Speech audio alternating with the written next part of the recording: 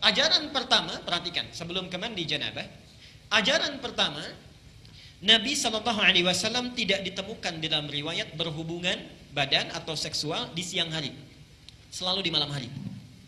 Ya, bila Rasulullah SAW berhubungan dengan istrinya, itu selalu di malam hari. Jadi kalau bapak ibu ingin mengikuti sunnah, mengikuti Rasulullah, maka usahakan semaksimal mungkin kalau ingin melakukan hubungan, lakukan di malam hari, bukan siang. Oke, baik. Sekalipun tidak ada larangannya, tapi Nabi mengajarkan di malam hari. Teruskan. Kemudian setelah masuk kamar mandi, akan melakukan mandi. Setelah selesai, bukan wudhu ya, masuk kemudian akan mandi. Bagaimana cara mandinya? Dan mandi itu disebut dengan mandi apa? Dalam istilah fikih, mandi setelah berhubungan suami istri itu disebut dengan mandi janabah atau mandi junub. Saya tulis bahasa Arab ya.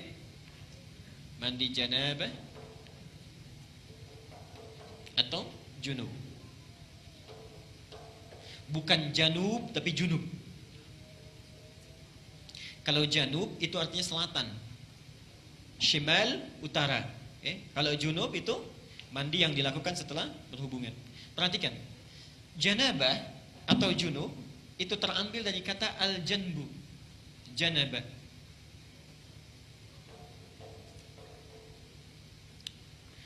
Yang berarti sisi satu bagian atau pinggir tertentu. Sisi satu bagian atau pinggir tertentu. Karena itu orang Arab kalau mengatakan saya di satu sisi, kamu di sisi yang lain. Ana fi hadzal janib wa anta fi janibin akhar. Jelas ya? Satu bagian tertentu. Kalau ini ingin dijamakkan, maka jamaknya menjadi junub atau jawanib. Jelas ya? Sifatnya disebut dengan janabah. Jelas sampai sini? Baik. Kenapa mandi itu disebut dengan mandi janabah? Beda dengan mandi yang biasa. Ingin memberi kesan bahwa dalam mandi itu semua sisi, semua bagian yang ada dalam tubuh kita itu mesti tersapu dengan air. Jelas ya? Jadi bukan seperti mandi biasa yang mungkin sebagian ada yang tidak terbasuh. Disebut dengan janabah, semua sisinya mesti terbasuh. Tulis hadisnya. Aisyah, hadis Al-Bukhari, nomor hadis 248. Hadis Al-Bukhari, nomor hadis 248. Al-Bukhari 248. Muslim, nomor hadis 316. Saya ajarkan caranya bagaimana Nabi mengajarkannya. Ini hadis riwayat Aisyah. Nanti yang kedua dari Maimunah binti Al-Harith. Mohon Bapak ya, Ibu fokus di sini. Barangkali sudah puluhan tahun ada yang keliru kita. Oke. Pertama, hadis riwayat Aisyah dulu. Rasulullah SAW ketika beliau hendak mandi janabah, itu yang dilakukan adalah menuangkan air dulu, membasuh kedua tangannya. Oke? Jadi dua tangannya dulu dibasuh. Kemudian setelah itu, ini gambaran umumnya, beliau berwudu seperti wudunya untuk sholat. Jelas sampai sini? Basuh tangan, berwudu seperti wudu untuk sholat. Yang ketiga, dari bejana yang sudah disiapkan itu, kalau kita mungkin gayungnya sudah ada, mengambil sebagian air, kemudian menyela-nyela rambutnya, diratakan dengan tangannya. Jadi tidak langsung menyiram air Pak ya. Tidak langsung menyiram air Ibu ya. Jadi yang pertama ingat, air diambil untuk basuh tangan kita dulu. Yang kedua apa? Berwudu seperti wudu untuk salat. Sebentar Pak, itu riwayat hadis Maimunah. Oke, saya sampaikan bagian pertama dulu. Nanti diperinci di Maimunah binti Al-Harith. Yang kedua apa? Berwudu dulu. Yang ketiga apa? Menyela-nyela kepala atau rambut ya, rambut kita. Yang keempat, kemudian mengambil air, membasuh, menyiramkan di kepala keseluruhan. Belum ke sini dulu, belum ke badan ya. Baik. Saya ulangi pelan-pelan. Satu, mencuci tangan. Kedua, berwudu seperti untuk sholat. Ketiga, menyela-nyela rambut, meratakan keseluruhan. Keempat, menyiram rambut keseluruhan di kepala. Setelah itu, baru disiramkan secara keseluruhan. Jelas sampai sini? Disiramkan secara keseluruhan menggunakan sabun dan seterusnya. Ini gambaran hadis yang pertama yang umum sifatnya. Ya? Baik. Coba kita lihat. Hapus dulu di sini. Nah, sekarang kita lihat bagian yang kedua. Ini riwayat siapa tadi? Aisyah radhiyallahu anha. Sekarang Nabi SAW ketika tinggal di rumah Maimunah, kemudian setelah itu berhubungan dengan Maimunah binti Al-Harith, salah satu istri beliau. Kemudian Nabi SAW melakukan mandi janabat saat itu. Hadisnya diriwayatkan oleh Maimunah dari Abdullah bin Abbas. Abdullah bin Abbas di Al-Bukhari nomor hadis 265. Perhatikan. Sebentar, saya menyimpang dulu pelan-pelan.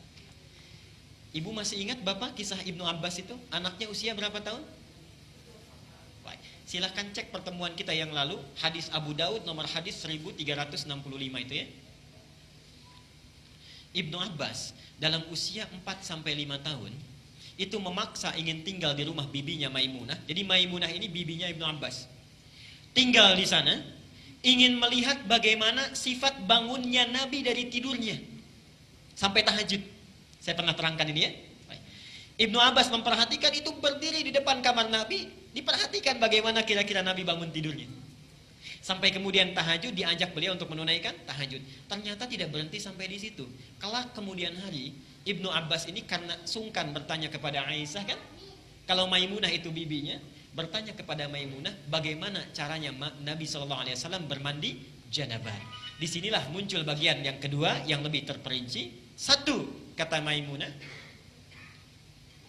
Nabi SAW bila hendak beliau bermandi janabat, perhatikan, satu, mengambil air dengan tangannya, okay? Lalu kemudian mencuci kemaluannya dengan tangan kirinya. Okay? Nah, kalau Bapak tadi sampaikan, kalau ingin cari referensinya, itu bukan riwayat yang Aisyah, tapi riwayat Maimunah binti Al-Harith. Ini bagian yang pertama. Yang kedua, hampir mirip dengan yang tadi, menyela-nyela bagian rambutnya. Okay? Bagi perempuan, ada dua cara. Boleh diikat, dikepang. Karena Maimunah itu juga pernah diikat, dikepang. Langsung bertanya pada Rasulullah, ya Rasulullah, apakah saat mandi perlu aku uraikan rambutku? Kata Rasulullah, tidak perlu. Cukup kamu guyur semuanya itu, dan bila telah merata, sah mandimu. Jelas ya? Baik. Kemudian setelah diratakan, lebih baik kemudian bisa diuraikan. Setelah itu selesai, kemudian diguyur, selesai sampai sini, baru kemudian berwudu seperti wudu layaknya sholat. Tapi kaki belum dibasuh. Kaki belum dibasuh. Saya ulangi, ambil air, basuh kemaluan dengan tangan apa? Kiri. Setelah itu menyela-nyela kepala. Setelah itu ambil air, kan? Basuh, baik siram, berwudu seperti layaknya wudu akan sholat, tapi kaki kita belum dibasuh. Jadi cuma sampai telinga ya. Baik. Setelah itu siramkan secara keseluruhan. Terakhir setelah selesai baru cuci kaki. Jelas sampai sini? Nah, ini bisa ditemukan di Al-Bukhari nomor hadis 265. Nah, dari sinilah kemudian ulama menggabungkan kedua hadis ini, dibuatlah susunan yang lebih lengkap. Pas ya? Baik, jadi dari yang pertama kalau kita gabungkan dua hadis ini, pertama mengambil air, cuci tangan dulu, riwayat Aisyahnya. Setelah tangan dicuci kemudian mencuci kemaluan. Setelah itu selesai, ada yang terlewat tadi. Kalau di zaman Nabi, setelah mencuci kemaluan, dibasuh dengan air, lalu Nabi menepuk-tepukan ke tanah atau ke tembok. Ya. Itu maksudnya menghilangkan barangkali sebagian kuman-kuman yang masih menempel. Sifat tanah kan bisa menghilangkan, karena dulu belum ada sabun seperti sekarang. Kalau Bapak ingin ikut, Ibu ingin ikut sunnah Nabi, ikuti dengan cara yang cerdas. Jangan setelah dibasuh, tempel-tempelkan ke tembok begini. Cukup pakai sabun, dicuci dengan sabun. Saya ulangi dari awal. Tangan dibasuh dulu, basuh kemaluan, kemudian cuci dengan sabun. Setelah itu sela-sela kan? Baik ya, sela-sela, basuh kepala keseluruhan, berwudu seperti layaknya untuk sholat sampai kakinya. Satukan, sampai kakinya. Baru setelah itu dibasuh secara keseluruhan, mandi dengan rapi. Kalau sudah dilakukan, tidak perlu wudu lagi. Ya, tidak perlu wudu lagi. Ada sahabat bertanya, ya Rasulullah, apakah saya perlu setelah mandi janabat itu berwudu kembali? Kata Nabi, harus seperti mandi apa lagi untuk membersihkan? Bahasanya metafor, harus seperti mandi apa lagi? Artinya setelah mandi tidak perlu wudu lagi. Jelas sampai sini?